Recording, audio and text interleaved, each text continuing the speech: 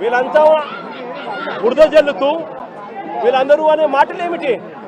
వీళ్ళది గంజాయి బ్యాచ్ అట, వీళ్ళు రౌడీ షీటర్లట అని రకరకాలుగా వీళ్ళ కుటుంబాన్ని పరువును తీస్తూ వీళ్ళందరూ మాట్లాడుతూ ఉన్నారు. నేను అడుగుతా ఉన్నాను, కేసులు ఎవరి మీదైనా కానీ కేసులు ఉండొచ్చు. గతంలో ఎవడైనా కూడా గిట్టిన వారు కేసులు పెడతా ఉంటారు. కేసులు ఎవరి మీదైనా ఉండొచ్చు. కానీ ఆ కేసులు ఉన్నప్పుడు ఆ కేసులు తేల్చాల్సింది కోర్టులు. మీరు పలాని నేరం చేశారని మీరు చెప్పొచ్చు, చేయలేదు అని చెప్పి వాళ్ళు చెబుతారు. తేల్చాల్సింది కోర్టులు. మరి అలాంటి కోర్టులకు ఇవ్వాల్సిన అధికారం పోలీసులే తీసుకోవడం ధర్మమేనా అని అడుగుతా ఉన్నా. అంటే పోలీసులే అబాండాలు వేస్తారు, పోలీసులే జడ్జిమెంట్లు కూడా ఇస్తారు. మరి ఇలా చేయగలిగే నైతికత పోలీసులకు ఉందా అని అడుగుతా ఉన్నా. ఇలా చేయడం ధర్మమేనా అని అడుగుతా ఉన్నా.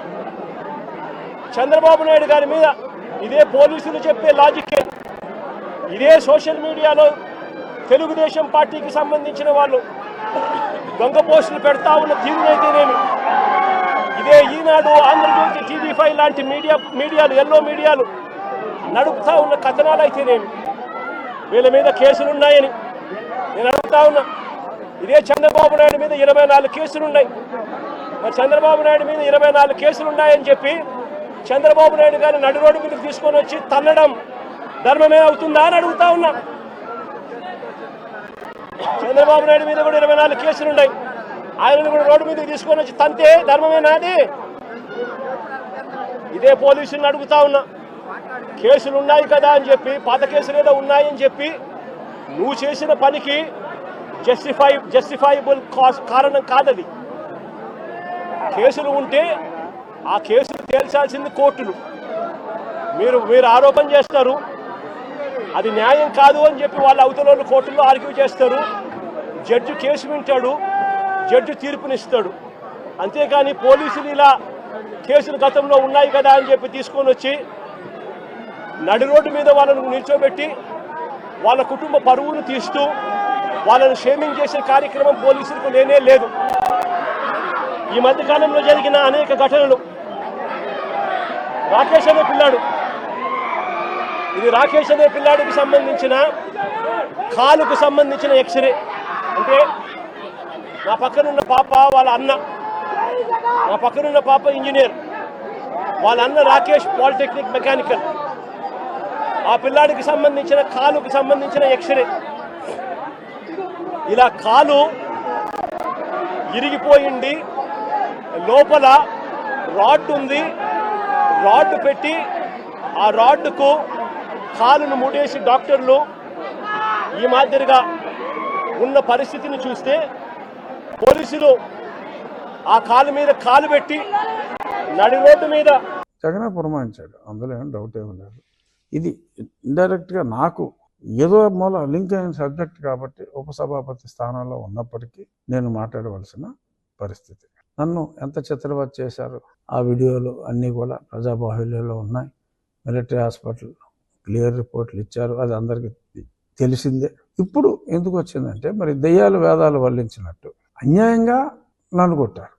ఇప్పుడు దారుణమైన గంజాయి బ్యాచ్ని మరి కొడితే పోలీసులు వాళ్ళ మీద హత్యా ప్రయత్నం చేసిన వాళ్ళు, పైగా తగుదనమ్మా అంటూ పరామర్శకు వెళ్ళటం, లా అండ్ ఆర్డర్ని ప్రొటెక్ట్ చేయవలసిన బాధ్యత ప్రజాప్రతినిధులది. జగన్మోహన్ రెడ్డి ఇప్పుడు ముఖ్యమంత్రి కాకపోవచ్చు, కానీ ఒక ప్రజాప్రతినిధిగా పులివెందుల ప్రజలకి ప్రాతినిధ్యం వహిస్తున్న వ్యక్తి ఇలా గంజాయి చేసే బ్యాచ్కి నోన్ శిక్ష పడి జైలుకి కూడా వెళ్ళి శిక్ష కన్ఫర్మ్ చేసి వచ్చిన బ్యాచ్కి తన మద్దతు తెలియజేయటం, మరి ఇది దిగజారుడు ఓట్ల రాజకీయానికి పరాకాష్ట.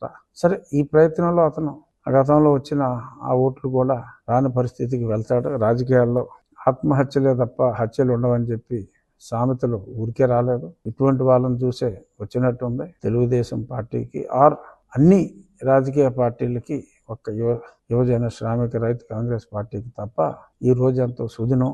ఎందుకంటే ఒక రాజకీయ నాయకుడు క్రిమినల్స్, ప్రజాకంటకంగా తయారైన క్రిమినల్స్ ని పోలీసులు ధర్మం ప్రకారం శిక్షిస్తే మరి వాళ్ళకి మద్దతుగా ఇటువంటి వెధవలకి నేనున్నాను అంటూ మరి అక్కడికి వెళ్ళి భుజం తట్టడం అనేది ఆత్మహత్య సదృశ్యం. This is going to be political వాటర్లు. ఎనీహౌ ఇక్కడ ఇంకొక యాంగిల్ కూడా నేను స్పృశించాలనుకుంటున్నా. ఒక నిందితుడు పేరు జాన్ విక్టర్. డెఫినెట్ గా John Victor can't be a Hindu. I mean he can't belong to SC community as per the constitution. రాజ్యాంగం ప్రకారం మన సుప్రీంకోర్టు చెప్పిన దాని ప్రకారం కూడా మళ్ళీ కొంతమందికి డౌట్లు వచ్చి, నేను ఎన్నోసార్లు చెప్పా, మరి చాలా మందికి డౌట్లు వచ్చినాయి.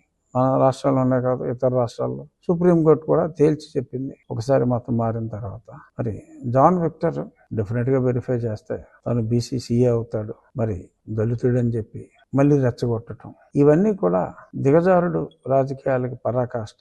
ఇక్కడ నేను గతంలో మాట్లాడిన అంశం ఈ అంశం కాబట్టి ఈ అంశాన్ని మరి నన్ను దారుణంగా హింసించిన వ్యక్తులు అరే ఏమీ చేయలేదు అని చెప్పి తప్పించుకోవాలని చూస్తున్నారు. ఆలస్యమైనప్పటికీ నో డౌట్ ఆలస్యమైంది. ఇప్పుడు వచ్చి సునీల్ కుమార్ని ఇంకా పిలవలా. బహుశా అతను వెనుకున్న, అతను ఊహల్లో సృష్టించుకున్న ఆర్మీని నిజంగా ఉన్నారని ఎవరైనా భయపడుతున్నారేమో నాకు తెలియదు. ఏదేమైనప్పటికీ ఇప్పటి వరకు సునీల్ కుమార్ని పిలిచి విచారించకపోవటం డెఫినెట్ గా అది సముచితం కాదు. బట్ ఎనీహౌ చట్టం పరిధి ఎక్కువ, ఆలస్యమైనప్పటికీ న్యాయం జరుగుతుందనే విశ్వాసం నాకు ఉంది.